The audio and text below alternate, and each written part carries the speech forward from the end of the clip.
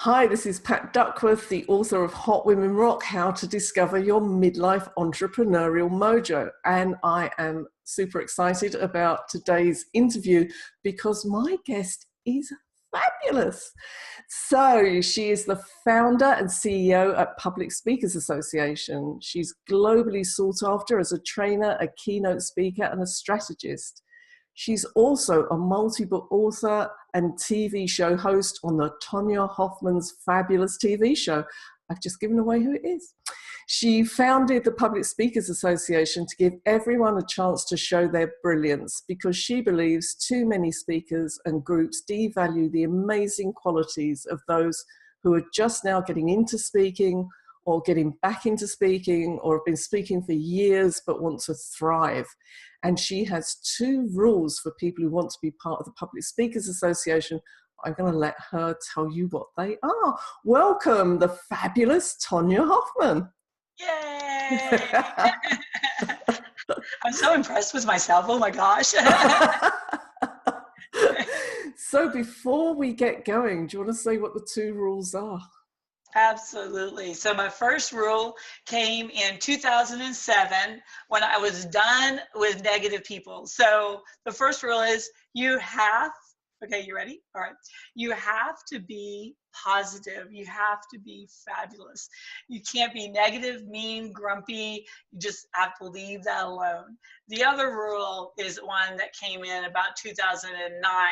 And that one came to me because I was tired of people wanting me to be perfect. So the other one is you cannot be perfect. You have to be imperfect because who wants to be around perfect people all the time? I mean, hello. I know, and sometimes if you practice and practice and practice, you think this is absolutely perfect, and then it just comes over a bit dreary because it's so perfect. I know, it's like the people that are so, you look at them, they're like, oh my gosh, that person is so amazingly just perfect. They distance themselves. You don't feel like you can talk to them because, then you're going to, snort or, do something crazy and you're like, okay, well, they went my perfection, So, I love it. I love that about your association. I'm going to wind all the way back to the younger Tonya. So tell us about the very start of your career. How did you start out? I started out as a complete introvert. And I know people are like, oh, you must have always been extroverted and happy. And no, I wish it was that easy. So I'm like most people, the first time I spoke in front of a group, it was 5 lovely ladies who all loved me. And I was shaking and shivering and sweating and couldn't remember what I was going to say. I'm like, I am 38 years old. I am too old to be still shaking in my boots. And I love showing this picture of me because this was me, 2005. This proves I was an introvert. This was me in 2005. I love this picture because it's like, hello, what was I thinking? This was me at a holiday gala, ladies. This is what I wore to a gala. Yeah. So at that point, I was like, I have got to get over myself. And it's all personal development, right? It's all forcing yourself to do something you would have never thought you would ever be able to do because you just make yourself do it, right? Everything's the first video. The first video I did was like, hello, I am Tonya Hofmann. How are you today? And, everything is horrible when you first do something.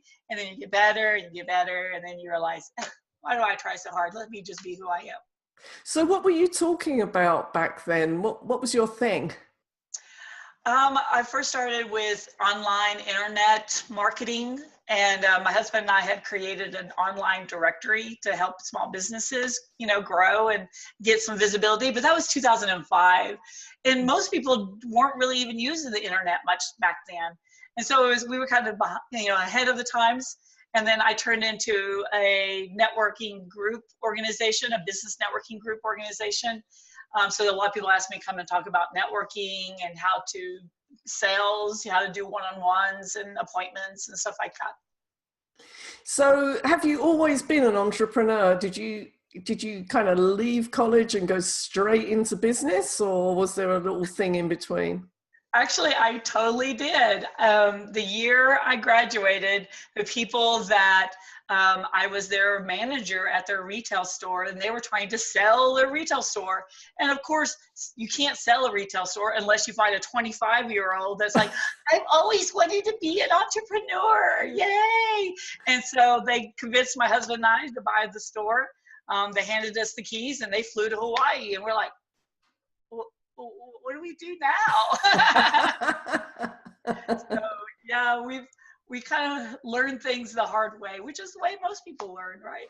And was that kind of in your family, entrepreneurship, or is this just Tonya being an entrepreneur?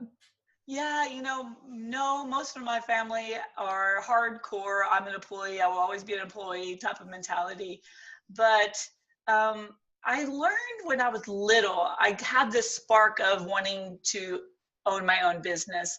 And it was because I met the gentleman who owned the business that my dad worked at. Now, you got to understand that my stepdad is probably the most intimidating man you will ever meet. You meet him and you shake. He just has that kind of persona. He's 6'4" and he's a force to reckon with. Well, this guy was the only guy I ever saw him kind of bow to and come down. I was like, what just happened? Why is he acting so weird to this guy? Well, he's the guy who owned the company. And I'm like, if he could have my dad do that, what's it going to be like to be an entrepreneur and own stuff? And so I think that was that first moment that I decided, well, to have a little bit of control in my life, it has to be an entrepreneur. So I've always wanted to be an entrepreneur. So then you started out on your public speaking career, and how did you develop? How did you get the skills to do what you do today? So I had to get over that stupid fear. I was shaking and sweating, and so it's like, how do I do that? Well, in order to do that, you have to do a lot of it. So I thought, well, I've joined 52 networking groups in Austin, Texas. Yeah. And most people are like, there's that many? I'm like, there's more than that. And then I started realizing that I didn't like the way some of them ran. So, well, let me start my own. That'll force me to stand at the front every single week. So Friday morning, 8:30 in the morning, there I was standing in front of what I thought was just gonna be like 10 people. No, it was like 20 and then 25 and 30. And then it went up to 80 people. And then I started doing my own conferences to push myself to do it. And I'm talking white knuckles, shaking, all the horrible things. And then you just get better. And what most people don't understand is the people in front of you don't see it. It's really rare for them to be able to see that you're scared about something. It's all in your own head and in your own heart. Yeah. So what made you decide to start Public Speakers? Was it from all this experience and you just thought, you know what, more people need that opportunity? Well, the Public Speaker Association was because someone pushed my button. And there's just one button that really, if you push it, I just react to, and that's called the elitist button. And so I had gone, I'm a public speaker. I started traveling the world and speaking and making really good money and started having clients. They were like, I want to be a speaker too. And they were hiring me. And so I went to the speaking organization here in Austin. And I knew those people forever. So it wasn't like people I didn't know. And of course, since they knew me back when I was, they looked at me and were like, you can't join. You're not a professional speaker. And I'm like, well, what makes me not a professional speaker? I travel the world speaking and I make a hell of a lot more money than you do. So why am I not? And it was all the perception. And that's all it took. So as soon as I left there, and I was like, well, if they're treating me that way, how are they treating these fabulous people that I know that have great messages, that have amazing businesses, that need to get their message out there, that are just starting out, or that are trying to revive a career, whatever it is, they've got to have a home. And so that's when I was like, well, I'm already started multiple business networking organizations and sold both of those. Why don't I just start another one? And boom. There it goes.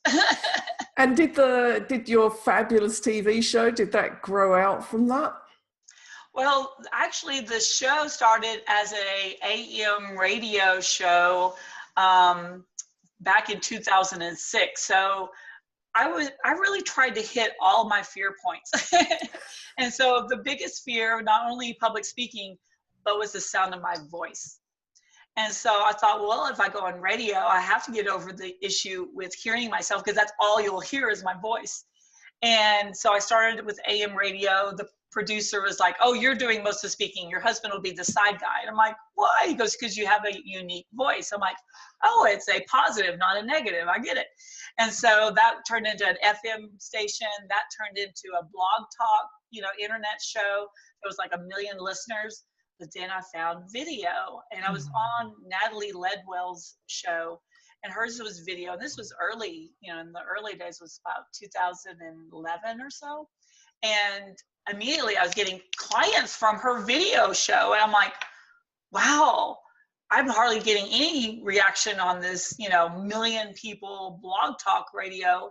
Let me go to try YouTube. So people thought I was crazy when I switched from 1 million people to 0 on YouTube. But immediately I've got connections, because it's this, that people want to see people. They want to see their eyeballs now. They want to see how real you are. Yeah. Yeah. And that's why I love doing this. It's such a chance to connect with people and for them to see you and go, oh, she doesn't look perfect. Well, and you're so incredible. Who wouldn't want to connect with you? Hello. Oh my goodness, thank you. So from there, you've got Public Speakers Association, you're doing your fabulous TV show. I just know that entrepreneurs keep evolving. So what's evolving now? Oh my gosh. I learned a long time ago, don't look at your path as paved, right? Yeah. Because it just veers off, and suddenly you're in pebbles, and then you're in the grass, and then you're jumping into the stream, and you're out of control, and then all of a sudden you're back on land. And it's so much fun to be around the people that will, take you places. So I learned a long time ago to connect with the most amazing people out there that kind of have their thumb on the pulse of what not only makes them money, but keeps them connected and having fun. So I just got into a company doing cryptocurrency of everything. I mean, I never thought I would be in financial world, right? And but they do e-commerce and e-learning, which is really what we do. Right? As speakers, we need to do webinars, trainings, and now I'm just doing it on a massive scale with people all over the world and talking about cryptocurrency and e-commerce and fun things like that. So, wow, I'm making a significant amount of income, which is always really fun, but then also connecting with people I would have never met any other way. You've just taken me totally by surprise. I really was not expecting that. I know, we need to talk. We need to talk that. UK up and going. So this is Pat Duckworth, and I'm talking to the fabulous Tonya Hofmann, the CEO and founder of the Public Speakers Association. And you may not have guessed from listening to her voice, but she's based in Austin, Texas. I just thought I'd say that, just in case nobody'd realized, Tonya. Yeah, I've got this course thing going on, so, I know that you've got so many stories you could tell about public speaking, but I want to go back to something you said that is quite dear to my heart. And this is, firstly, it's about the networking. And secondly, about connecting with people who inspire you and take you to the next level. So let's start with that networking. What were the lessons you learned from networking? The most important one is don't discount people. A lot of times we cherry pick. So always when you walk into the room, get there early. The people that are there early are usually the people you need to know right away. So you schedule appointments, because those are usually the leaders, the people that people are looking up to. And it's usually the people that are brand new. So because they're early, because they're like, oh, so they're nervous. So those are two perfect people to pick on, to schedule. And then you look around and you find the people that everyone's discounting, because those are usually somebody amazing. They're just usually too shy to kind of break out of their, comfort zone.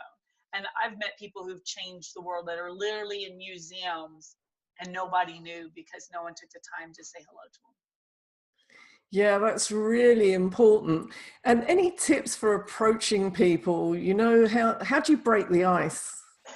There's one very easy way, and everybody has it. You just got to use it in your toolbox, and that's the smile, you know? So when you walk up to someone smiling, it's hard for them to kind of look away. They just naturally smile back.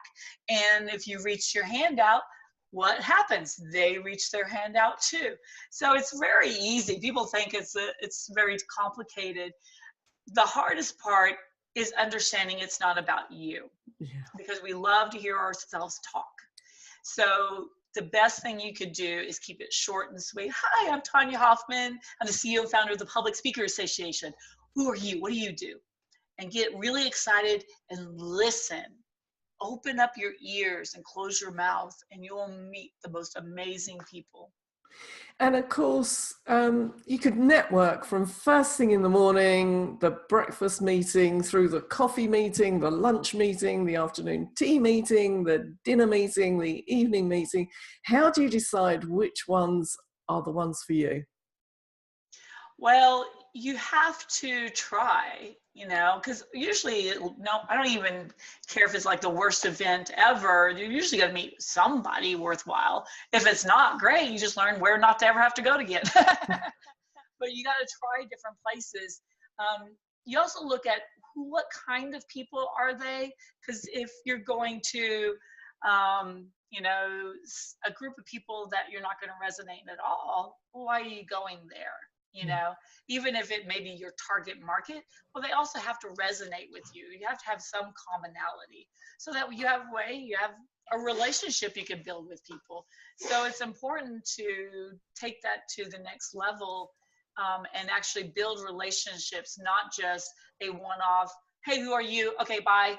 It's a, hey, who are you? How can I help you? Who can I connect you to? How can I be a benefit? Yeah. And then you find out if they have the same approach. Yeah. Yeah, even the conversation you have with someone from Facebook or Twitter, you have to engage and you have to have conversations. And you can't just assume who's in or who's out, because you don't know who they're connected to or what's happening in their life at the moment, Yeah. And so a lot of times you just open yourself up to the possibilities. And believe me, there are some times I'm like, okay, well, great to meet you, bye.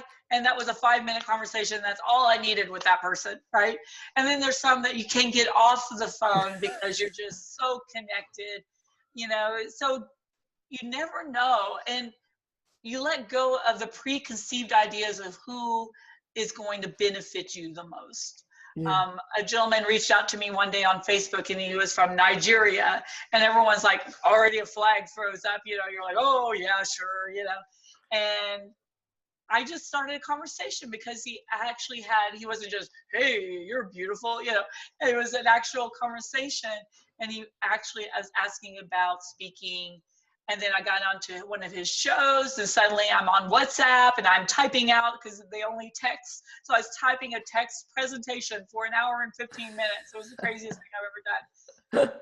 But he's joined the Public Speaker Association. It's such an amazing young man who's really trying to change lives in his country and beyond. So open up and don't assume who is in and who is out, because sometimes the people that I'm like, oh, their resume is perfect, oh, this is going to be a great conversation, you're like, blah. And other people, you're like, I don't know what this is going to do. And then it ends up being the most amazing thing. So stop cherry picking and just have conversations. Yeah, that's just so important. And I can't let this opportunity to go to say to you, what are your top tips for somebody who wants to get into presenting and they're just kind of worrying on the edge of it? What would you say to them? So you have to look at, why do you want to present? The best answer would be to really bring value to people and to make money. So if it's those two things, you are perfect for the speaking world right now. If it's only to speak to, yay, get people excited and hear them clap and yell your name, then you're doing it for the wrong reason. I tell people, if you're wanting a standing ovation at the end, then it's only an ego game, and you shouldn't be doing it. If you're really there to bring real value and to really teach people something, now we're talking about really changing lives and really causing that ripple effect. And then that in turn brings you income. And then stop trying to be somebody else. I hear from a lot of people, oh, I'm like Tony Robbins, I'm like so-and-so. And I'm like, oh, that's unfortunate because we already have him. I don't need another of him. And they're like, what? To just be yourself. And I remember that moment for myself when I went from, oh, I got to give this great presentation. It's got to be just like this and blah, blah, blah, blah. And I got to follow my script to, forget it. I'm just going to be me. I already know what I'm going to talk about. That moment was the moment I went from pretending to be a speaker to being a real presenter and someone who connected with people because I'm just talking from my heart and stopped talking from my head. That is just lovely advice. And I so enjoyed being at your event in Las Vegas last year. Such a mixture of people, and there was a lot of laughter, but there was a lot of good knowledge being shared as well. And it's just a really great combination. You can get people relaxed and laughing. That's when they're going to learn stuff, and it's going to mean something to them. You were brilliant on stage. They love you. Thank you. So, right, this is a question that I'm really enjoying asking entrepreneurs. How do you define success? What does success mean to Tonya Hofmann? So to me, success is when you've taken care of yourself and you're secure, especially for women. It is very difficult a lot of times for us to focus on ourselves so that we're at the end of our life, we're in a good place. Then it ripples out to your family. Have you secured your family and given them an amazing life? And then does it ripple out becoming a philanthropist opportunity? Because you can't be a philanthropist unless you got money to be a philanthropist. So there's that ripple effect, but it's got to start with you, and then it's got to ripple out from there. To me, yeah, I think it's really important that starting with yourself, you know, when we talk about heart-centered businesses, often women are thinking it's about giving all their heart to somebody else. But if they start with their own heart, looking after that, that's when they can add value to other people. And that's when it becomes a business that's worth something. So yeah, right. That strikes a chord with me. And you got to love yourself, right? You've got to really... and then that was a big changer for me because I did not love myself. I did not like who I was. And you got to decide what kind of world do you want to create for yourself? Yeah. What kind of reality do you want for yourself? You know? And so, you know, if you saw me, I look better today. And I think I even feel younger, and I have that experience of being younger than I was when I was 38. And I'm now about to be 51. So you can improve your life, but it all starts with believing in your own heart and loving yourself. Yeah, definitely. You know, sometimes people say to me, oh, I hate looking at my photograph, or I hate seeing myself on video. I said, I don't. You know, as long as I'm smiling, if I was looking miserable on video, I wouldn't like myself on video. But if I'm smiling because I'm enjoying it, then why wouldn't I like it? Yeah. Because you're always wanting to compare to somebody else. There's always going to be someone prettier, smarter, have more money, have a better, you know, whatever. You know, don't worry about what they are.